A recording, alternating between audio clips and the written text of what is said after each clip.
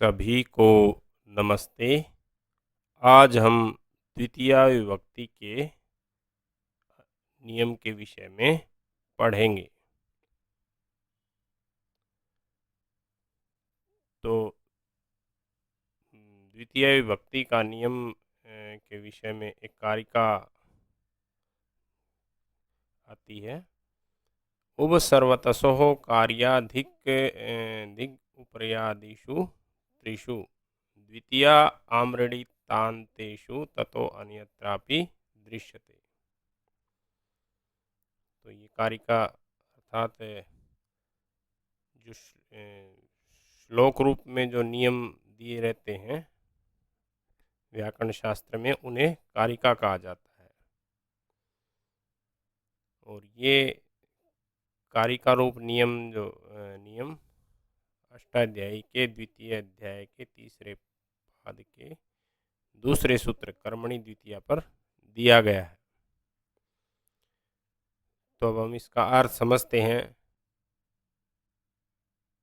उभयतः सर्वतः धिक ऊपरी ऊपरी अधोअधः व अध्यधि के योग में साथ में जो शब्द हैं उनमें द्वितीय विभक्ति हो जाती है।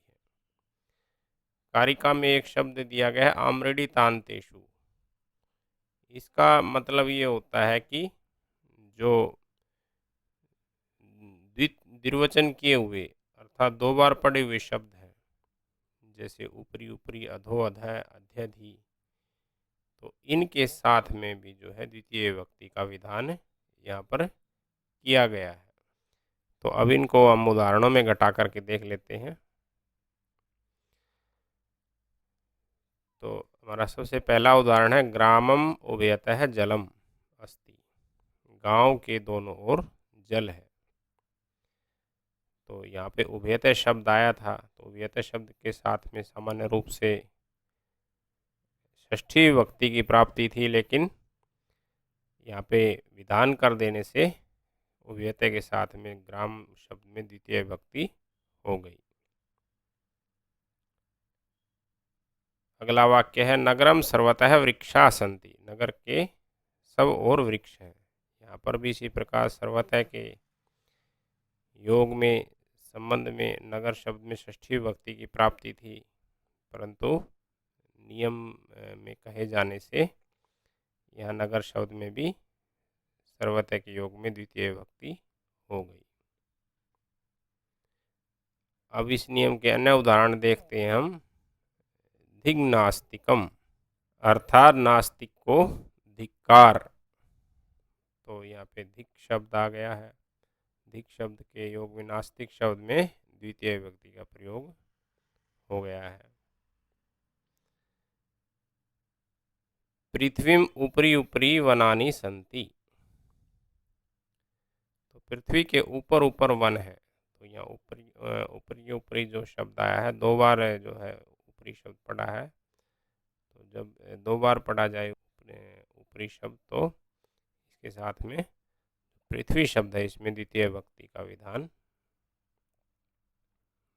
हुआ।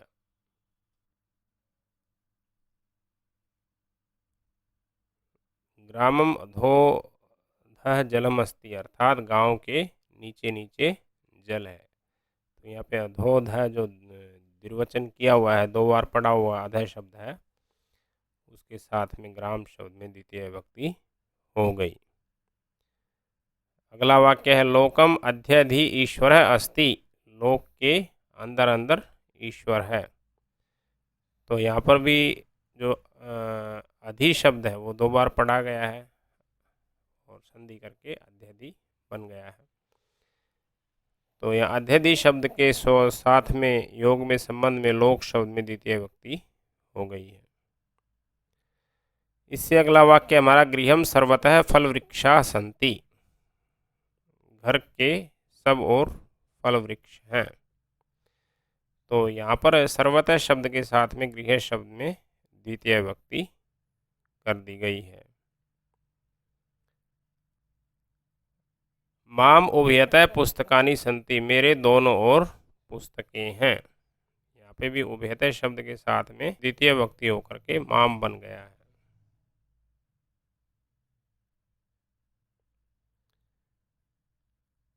अगला वाक्य है धिक दुर्जनम, दुर्जन को धिक्कार। तो यहाँ पर भी धिक शब्द के साथ में दुर्जन शब्द में द्वितीय विभक्ति हो गई है। हमारा अंतिम वाक्य है त्वाम अध्यधि रोगः अस्ति, तुम्हारे अंदर अंदर रोग है। तो यहाँ पर भी जो है अध्यधि शब्द में अध्यधि शब्द के साथ में युष्मद शब्द की जो द्वितीय विभक्ति एक वचन त्वाम हो गया है। तो इस प्रकार हमने देखा कि उभयतः सर्वतः, धिक ऊपरी ऊपरी, अधोध है, अध्यधि आदि जो शब्द हैं इनके जो है साथ में योग में संबंध में जो शब्द आते हैं उनमें द्वितीय विभक्ति का विधान यह नियम करता है। तो इसके साथ ही आज का पाठ हम यहीं समाप्त करते हैं। आप इस वीडियो को लाइक करें, शेयर करें, सब्सक्राइब करें व बेल आइकन अवश्य दबाएं। हमारे अन्य ऑनलाइन प्रकल्पों की जानकारी के लिए आप डिस्क्रिप्शन में जाकर देखें।